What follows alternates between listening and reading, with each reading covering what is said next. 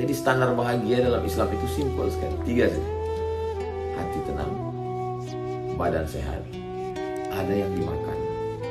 Maka kitalah pemilik dunia. Tapi yang perlu kita pikirkan, jangan terlalu larut melihat masalah, sedih berkepanjangan. Jangan terlalu cemas melihat masa akan datang. Ketakutan yang tak berhenti memicu asam lambung, naik darah tinggi, jantung koroner, gula darah, detak jantung, emosi tidak stabil. Nikmati saja yang ada sekarang. Bangun tidur, alhamdulillahilladzi ahyana ba'da ma amatana wa ilaihi nusyur. Lihat, alhamdulillah badan sehat. Ada yang bisa dimakan hari ini, makan. Faka'annama hizat lahu dunya bihadzafiriha. Maka engkaulah pemilik dunia beserta isinya. Berapa banyak orang kaya, jangankan bayar dokter spesialis, dokter pribadi, rumah sakit bisa dia beli, tapi kesehatan tak bisa. Kita bisa beli tempat tidur yang harganya 100 juta. Pergi ke mall nampak 100 juta.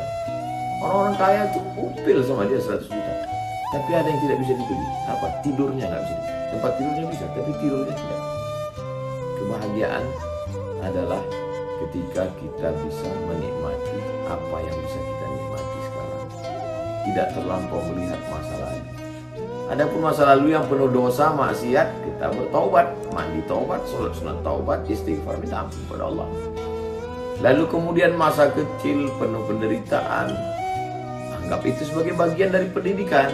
Husnuzon pada Allah ingin mental kita menjadi orang yang kuat, menjadi orang yang tegar, lebih berserah diri pada Allah, dekat kepada Allah. Adapun yang masa akan datang, berapa banyak orang sudah siapkan kos-kosan 100 pintu untuk persiapan pensiun. Saking takutnya. Kenapa orang korupsi? Karena takut. Kenapa orang main proyek? Karena takut. Takut nanti nggak makan setelah pensiun. Takut anak nanti tidak sekolah. Takut. Pada sesuatu yang tidak mesti ditakutkan. Allah sudah menjamin, wa ma min dabbatin fil ardi illa 'ala Allah rizquha. Segala sesuatu ini dijamin Allah SWT rezekinya, dan kita ada usaha dan ikhtiar. Anak-anak kita ini kita sadarkan saja bahwa kamu saya sekolahkan, dikasih modal secukupnya, dikasih mata kail pancing dengan batang pancing dengan tali pancing. Ikan satu lautan itu milikmu, akan diberikan Allah SWT. Jadi kita tanamkan itunya.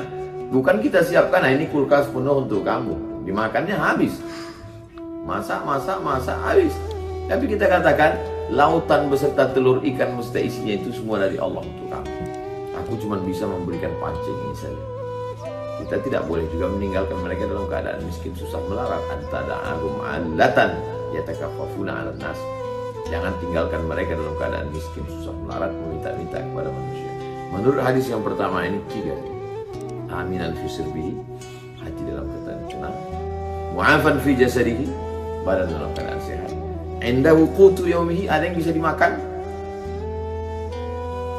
Faka'annama hizat lahu dunya bihadzafiriha. Dialah pemilik dunia beserta isinya. Dialah orang yang paling bahagia.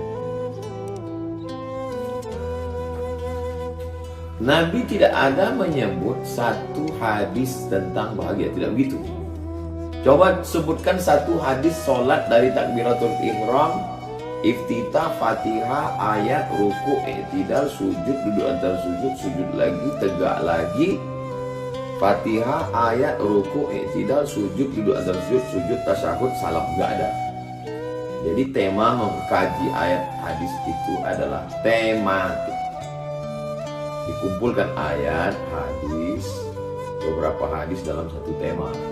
Mungkin kalau ada orang yang ngomong, tunjukkan saya mana hadisnya dalam masalah ini. Itu satu sisi kelihatannya ilmiah, tapi sebenarnya orang ini tidak ilmiah karena dia nggak ngerti. Mana ada satu hadis membahas satu ibadah. Semua kajian itu tematik. Begitu juga dengan bahagia ini. Jadi kumpulkan beberapa ayat hadis Nabi, bagaimana sahabat, urutannya ayat Quran, hadis Nabi, sahabat Nabi, tabi'in, kalangan salaf, baru ulama mutaakhirin, baru ambil satu kesimpulan.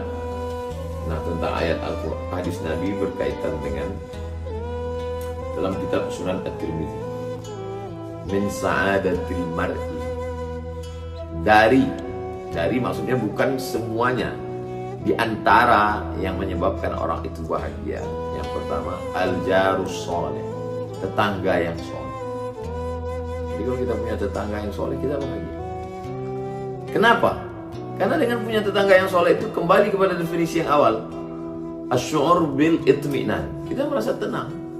Saya pergi 3 hari 3 malam, saya tenang. Kenapa? Tetangga saya insya Allah baik. Orang yang berada di keliling rumah, berada bersama ustazah, bersama dengan Sami, bersama dengan keluarga kita, insya Allah orang-orang yang baik.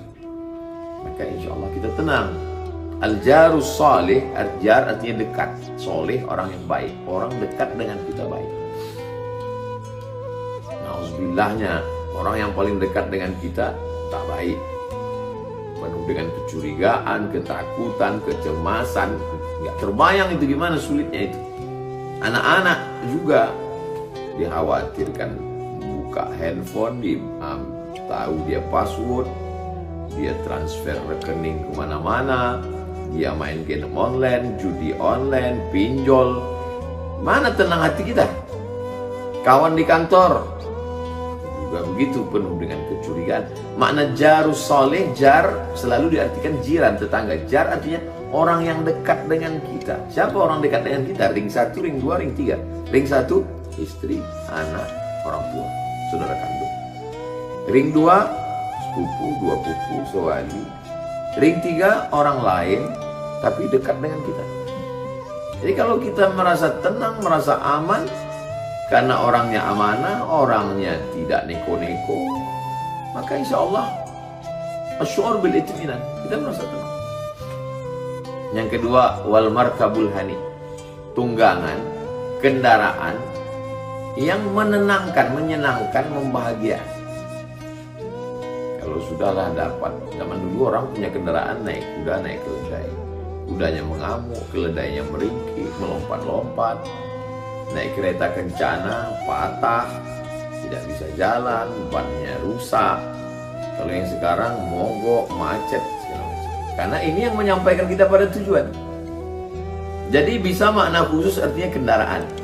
Tapi makna yang lebih umum adalah semua wasilah infrastruktur yang menyampaikan kita kepada tujuan. Jadi kalau dulu itu yang menyampaikan orang dari Makkah ke Madinah adalah unta, keledai, maka yang sekarang adalah semua yang menyampaikan kita kepada tujuan. Jadi kalau kebetulan dia programmer, arsitek, dia perlu memakai laptop. Laptopnya jangan sampai hang, jangan sampai error, jangan sampai mati lampu, jangan sampai rusak. Semua wasilah yang ada sesuai dengan bidang kita masing-masing. Kalau kebetulan di rumah sakitnya bagus, fasilitasnya mantap. Jadi ini seperti kendaraan. Kendaraan itu kan fungsinya yang menyampaikan kita kepada tujuan. Jadi kalau semuanya lancar, enak, tenang, kawan sekantor, kawan satu tempat kerja, di tempat sama-sama dagang, alat-alat yang kita pakai pun juga mendukung, itu tenang sekali kita. Yang ketiga dalam hadis ini, wal maskanul wasi'. Maskan tempat tinggal, wasi' luas, tempat tinggal yang luas. Bagaimana dengan orang yang tinggal di rumah yang sempit? Lalu hadis ini tidak memberikan kebahagiaan bagi orang yang tidak kaya. Maka makna hadis itu luas sekali. Wal maskanul wasi', dada hati yang lapang. Lebar pun rumah kita sebesar lapangan sepak bola, kalau hati kita sempit itu. Tinggi kita tinggal di kondominium lantai 20, tapi kalau hati kita sempit, melihat ke bawah itu mau terjun, nauzubillah. Tapi kalau hati kita lapang, walaupun rumah itu sempit.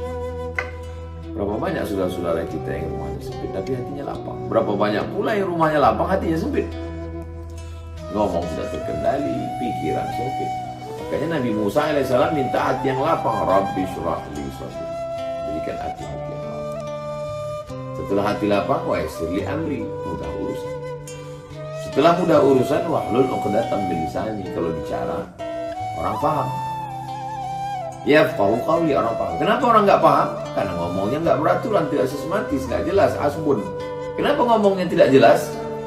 Karena urusannya sulit, jelimet, ribet, susah, payah. Kenapa urusannya sulit? Karena hatinya sempit. Makanya kata Allah kepada Nabi SAW, alam nashrah laka sadrak. Apakah belum kami lapangkan dadamu? Wa rafa'na laka dzikrak. Kami angkat bebanmu. Allazi anqadha dhahrak. Yang selama ini membebani pundak. Kami angkat beban. Kalau ada kesulitan, kepayahan, fa inna ma'al usri yusra.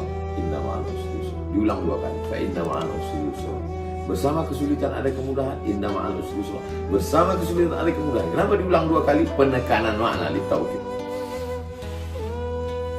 Jangan pernah berhenti pada satu aktivitas.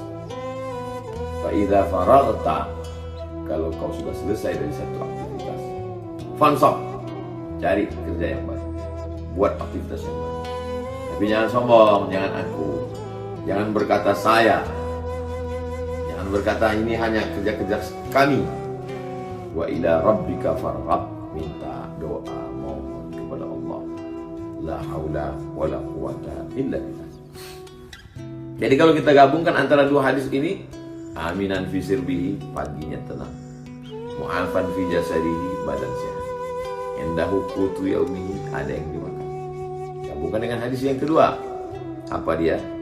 Al-jarus soleh, orang-orang yang dekat ini semuanya baik-baik, satu grup baik-baik, gak khawatir nanti tiba-tiba pulang buka grup WhatsApp habis caci maki, bully, semua baik-baik semua, tetangga, sahabat, anggota keluarga. Wal markabul hani, wasilah, jalan, sarana prasarana yang dipakai untuk mencapai tujuan ini semuanya lancar. Wal maskan luasi, hati yang lapang. 6. Kalau kita dapatkan kelapangan kebaikan itu, insya Allah wasilah untuk menjadi hati menjadi tenang. Apakah dengan ini semua hati menjadi tenang? Belum tentu. Karena hati bukan punya kita, hati punya Allah.